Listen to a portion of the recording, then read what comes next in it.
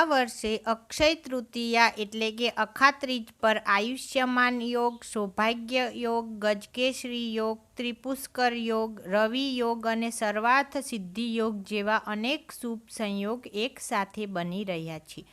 સૂર્ય અને ચંદ્રની મજબૂતી સ્થિતિ આ દિવસની શુભતામાં વધારો કરી રહી છે. આવી સ્થિતિમાં આ તિથિ ધન, સફળતા અને નવી શરૂઆત માટે ખૂબ જ શુભ માનવામાં આવે છે. આનાથી 4 રાશિના જાતકોને ખાસ લાભ થશે. એમાંથી પહેલી રાશિ છે મેષ રાશિ.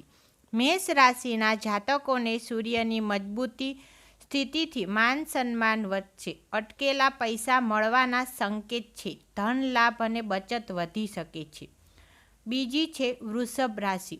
વૃષભ રાશિના જાતકોને ચંદ્રના પ્રભાવથી માનસિક શાંતિ મળશે. સંપત્તિ અથવા વાહન ખરીદવાના યોગ છે. આવકના નવા સ્ત્રોત ઉભરી શકે છે. ત્રીજી છે સિંહ રાશિ. સિંહ રાશિના જાતકો માટે આ સમય આર્થિક રીતે ફાયદાકારક રહેશે.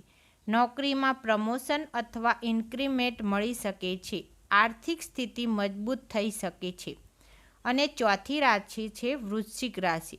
વૃશ્ચિક રાશિના જાતકોને ભાગ્યનો સાથ મળશે. અટકેલા કામ પૂરા થશે. અચાનક ધન લાભના યોગ બની રહ્યા છે. આ 4 રાશિ માટે આ અખાત્રીજ સૌથી શુભ માનવામાં આવે છે, કારણ કે 100 વર્ષ પછી જે સંયોગ થઈ રહ્યો છે તે આ 4 રાશિના જાતકોને શુભ સંકેત આપી રહ્યો છે. જય શ્રી કૃષ્ણ.